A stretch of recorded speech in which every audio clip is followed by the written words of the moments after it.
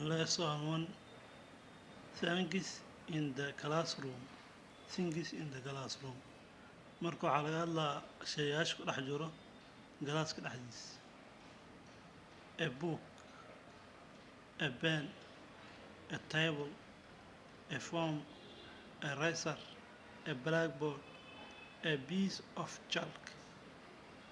A book buugaa laga wadaa, a pen qalina laga wadaa, a table muusa laga wadaa, a phone waxaa laga wadaa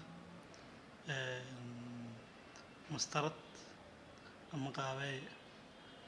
An eraserna waxaa laga wadaa tirtire. A blackboard waxaa laga wadaa sabuurad. A piece of chalk waxaa laga wadaa qayb jeesta.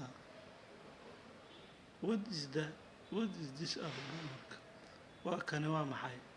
This is a book. Kan waa book. What is this? Kan waa maxay?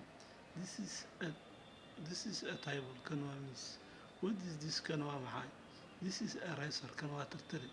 What is this? Kan waa maxay? This is a pen. Kan waa qalin. What is this? Kan waa maxay?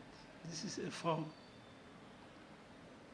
Mastarad ama qaabeeye.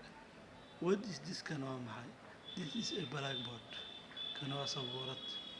Marka wax dhan oo laga hadlayo waxaa waaye waxyaalaha ku dhex jira galaaska, waxyaalaha iskuulka lagu isticmaalo. Marka